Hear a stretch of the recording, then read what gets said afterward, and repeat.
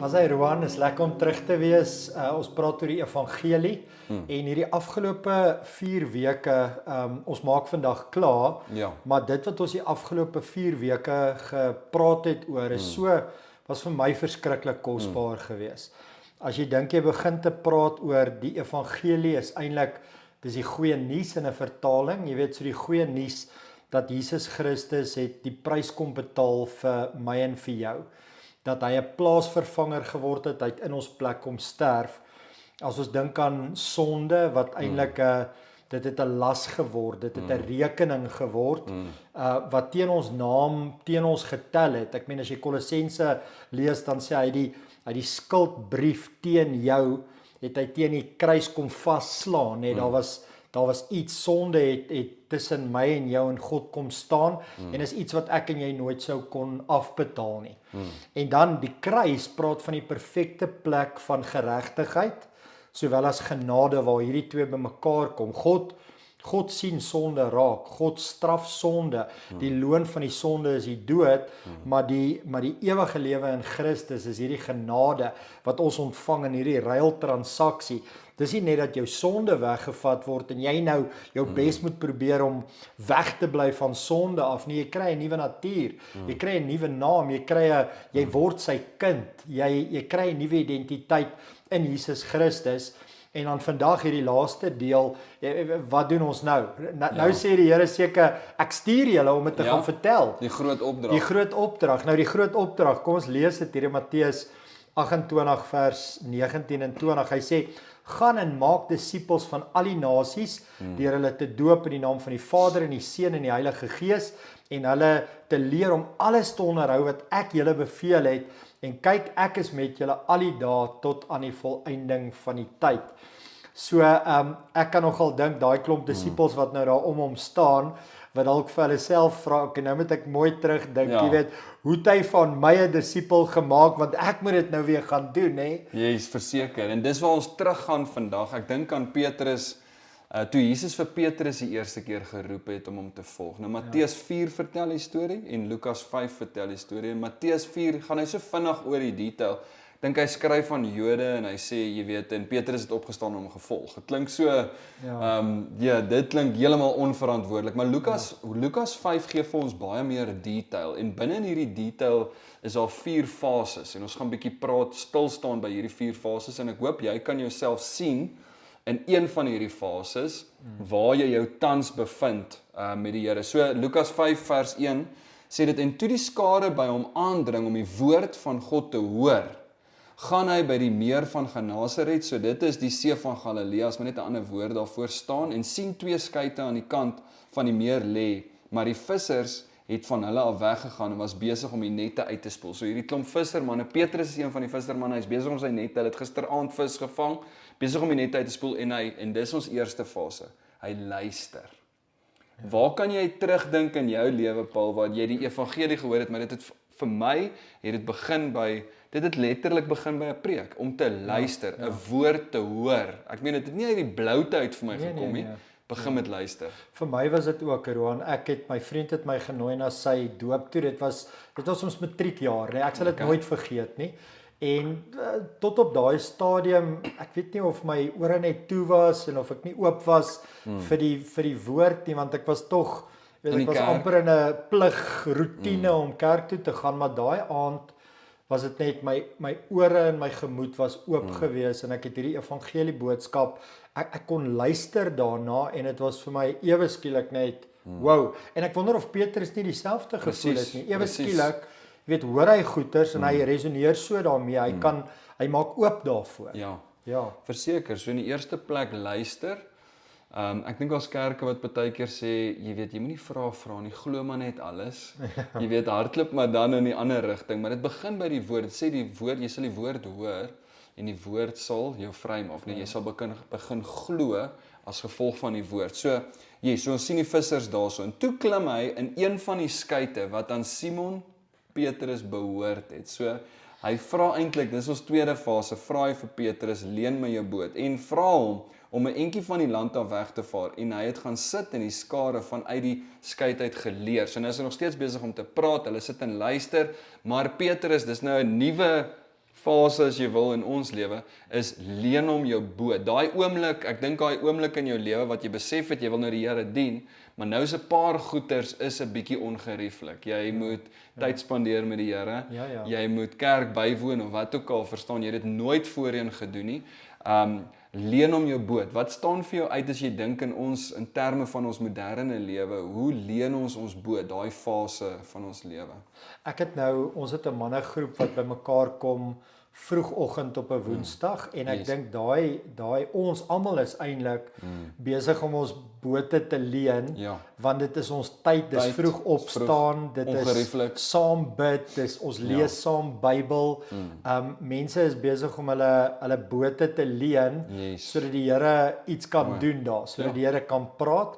Ek dink 'n ander ding as ek nou weer teruggaan na my bekering toe, kan ek onthou die pastoor van daai tyd het vir my gesê, luister, gee my 'n uur van jou dag en kom bid saam met my. Ek wil saam met jou op pad stap. En dit was vir my aanvanklik was dit vir my jy weet, wat gaan ons doen in daai is buitengewoon vir my, maar daai uur het my regtig daai tyd wat ek my tyd geleen het, gegee het baie vir my beteken. Ek hou daarvan.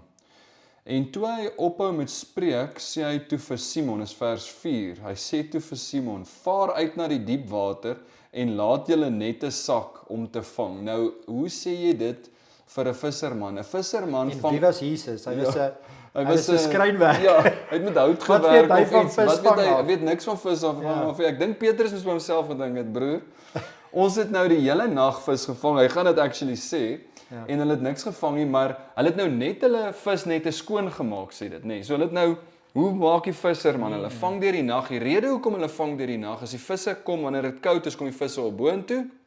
En dan vang jy maklik vis. Hulle het gisteraand probeer, niks gevang, 'n paar bierbottels gevang daar in die nette, 'n paar pakkies chips. Hulle is nou besig om daai blikkies en pakkies en goed uit die net uit te haal, dit skoon te maak, want hulle is sekerlik van plan om weer vanaand of môre aand of wat ook al vis te vang. Nou net klaar met dit, nou sê Jesus vir hom: "Vaar uit na die diep water en laat julle nette sak vir hom." So die derde ene is vat Jesus om vis te vang. Ek dink, wat is daar in 'n ou se lewe wat jy al 1000 keer gedoen het sonder om te dink? Jy doen dit uit muscle memory uit al. Die manier hoe ek met my vrou praat, 1000 keer. Nou kom die Here en hy challenge jou en hy sê doen dit een keer anders. So 1000 keer het Petrus al vis gevang oor jare en die Here kom en challenge hom: "Petrus, ek wil hê jy moet een keer dit anders doen."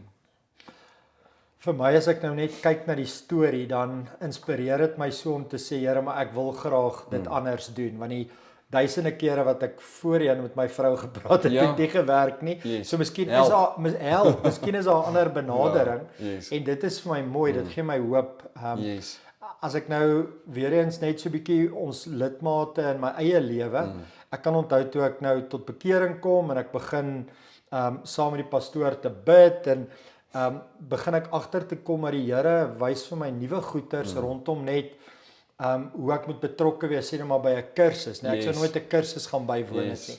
Of ek sou nooit so gedink het oor finansies nie en ewe skielik sê hy vir my, maar doen dit anders. Jy moet anders dink oor jou finansies. Jy moet byvoorbeeld 'n tiende gee van jou inkomste, wat vir my 'n vreeslike vreemde konsep was, want ek het 100% nodig van my inkomste om my lewe te maak werk, en ewe skielik sê hy, maar ek wil betrokke wees in jou finansies, en hy verwag van my iets wat ek nog nooit voorheen gedoen het nie, maar hy bring die vis in, hy is verantwoordelik vir die wonderwerk, so hy verwag nie van jou iets waar hy jou alleen gaan los op daai water nie, hy weet daar wag iets vir jou. Hy sê hierso, sê Simon Petrus antwoord hom en sê, meester, hy gaan hom nou Here noem, maar hy noem hom nou net eers meester. En hy sê, ons het die hele nag deur hard gewerk en ons het niks gevang nie. Maar op u woord sal ek my nette laat sak en dit doen. So hy het 'n besluit geneem, ek het nou geluister wat hy sê, ek het my boot vir hom geleen, ek vertrou jou nou net genoeg, dat ek 'n deel van my lewe aan jou toe vertrou. En miskien is dit die fase waar jy is, die Here wat jou uitdaag om een ding wat jy al 1000 keer gedoen het. Weet jy wat, is dit vir my nou net, daar's mense wat tans by luister is, en ons moet daai mense so respekteer van waar hulle nou is, en die Here vertrou dat hy met mense praat. Ons vertrou dat daar mense is in hulle tweede fase van Yes. hulle lewe en dat hulle net hulle bote nou moet leen net ek gaan net ek gaan vir hierdie kursus inskryf, nê? Yes. Maar dan is daar tans mense wat sit en die Here sê vir jou ek wil hê jy moet hierdie ding anders begin doen in jou lewe. En ons sit dalk daar. Ja. En die Here praat vandag met ons daaroor, né? Dis 'n konstante ding. Dit hou nooit op nie. Dit hou nooit Dit op. hou Dis nooit op 'n nie. konstante groei.